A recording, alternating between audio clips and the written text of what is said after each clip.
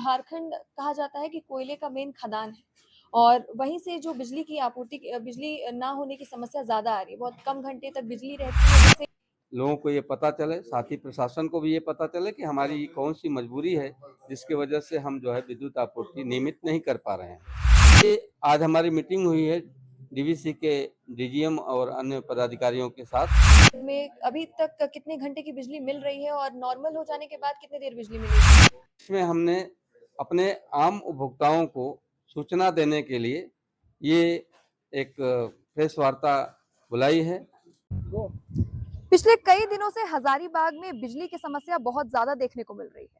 बिल्कुल 2 से 4 घंटों के लिए बिजली रह रही है और उसके बाद बिजली काट दी जा रही है, जिससे आम जनों को परेशानी तो हो रही है और साथ में हजारीबाग को कहा जाता है स्टूडेंट हब है और इससे छात्रों को भी पढ़ने लिखने में परेशानी हो रही है, दुकानदारों को सामान रखने में परेशानी हो रही है और ऊपर से गर्मी भी चरम सीमा पर है, जिसकी वजह से घर में भी परेशानी हो रही है। इसको लेकर आज विद्युत विभाग के अधिकारी ने एक प्रेस वार्ता की है। आइए उनसे जुड़ते हैं। बिजली आपूर्ति होने का क्या कारण है, बिजली नहीं रहने का क्या कारण है और कब तक ये समस्या दूर हो जाएगी? आइए उनसे जुड़ते हैं। विद्युत विभाग के अधिकारी हमारे साथ हैं। सबसे पहले सर, इस प्रेस कॉन्फ्रेंस का मेन मुख्य उद्देश्य क्या है?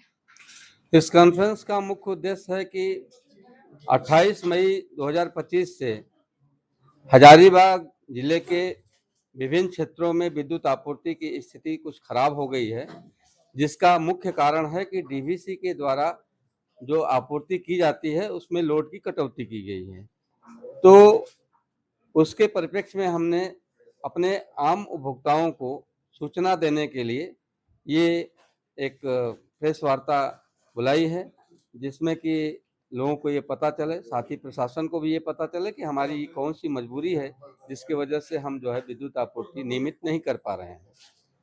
सर, पिछले कुछ दिनों से हजारीबाग में मुख्यतः और बड़का गांव में मुख्यतः, जहां से झारखंड कहा जाता है कि कोयले का मेन खदान है और वहीं से जो बिजली की आपूर्ति बिजली ना होने की समस्या ज्यादा आ रही है। बहुत कम घंटे तक बिजली रहती है जिससे, और कहते हैं कि हजारीबाग जो है मिनी स्टूडेंट हब कहा जाता है।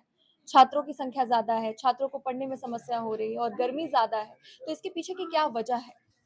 इसके पीछे की वजह है कि हमारे ग्रामीण क्षेत्रों में जो विद्युत आपूर्ति की जाती है वो फीडर नंबर 3 से की जाती है और फीडर नंबर 3 की आपूर्ति जो डीवीसी से की जा रही है वो सर्किट में रिकंडक्टिंग का काम हो रहा है और साथ ही केटीपीएस में भी तकनीकी गड़बड़ी कुछ हो गई है, जिसकी वजह से पावर का पूरा वो सप्लाई नहीं दे पा रहे हैं।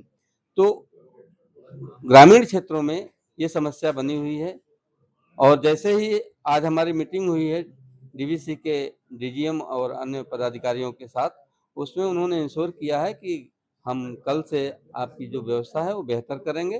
तो मैं समझता हूँ कि कल से ग्रामीण क्षेत्रों को बेहतर विद्युत आपूर्ति, कुछ काम है जिसको करेंगे हम कल, परसों से नॉर्मल हो जाएगा। ये जो थर्ड फीडर का काम चल रहा है उसको ठीक करने का, इसको करने में कितना समय लगेगा और कब से जो है बिजली नॉर्मल हो जाएगी हजारीबाग जिले में? नहीं, डीवीसी में तो टाइम लगेगा, वही वो 10 दिन का समय लिए हैं, लेकिन हम जो एक अल्टरनेट व्यवस्था के तहत जो है, वैकल्पिक व्यवस्था के तहत जो है काम करेंगे, जिसमें कि कल वो काम हो जाएगा, परसों से हम बेहतर बिजली देने के में सक्षम हो जाएंगे। अभी जिले में भर में अभी तक कितने घंटे की बिजली मिल रही है और नॉर्मल हो जाने के बाद कितनी देर बिजली मिलेगी? अभी शहरी क्षेत्र में जो है लगभग 18 घंटे हम लोग विद्युत आपूर्ति दे रहे हैं और देहात जो ग्रामीण क्षेत्र है वहाँ पर हम 12 घंटा के लगभग दे रहे हैं और जब ये काम पूरा हो जाएगा तो 22 20 से 22 घंटा हम देंगे कम से कम शहरी क्षेत्र में और 16 से 18 घंटे हम जो है कम से कम देंगे ग्रामीण क्षेत्रों में। तो जैसा कि विद्युत विभाग के अधिकारी ने बताया कि डीवीसी में जो है थर्ड फेज में कोई समस्या हुई है जिसको सुधारने में समय लग रहा है, जिसकी वजह से बिजली जो है ज्यादा देर तक नहीं टिक पा रही है और ये समस्या जल्द से जल्द दूर हो जाएगी। उसके बाद विद्युत विभाग ने ये दावा किया है कि ठीक हो जाने के बाद ये जो समस्या है वो ठीक हो जाएगी। उसके बाद 22 से 23 घंटे तक बिजली रहेगी। फिलहाल इस वीडियो के लिए इतना ही। धन्यवाद।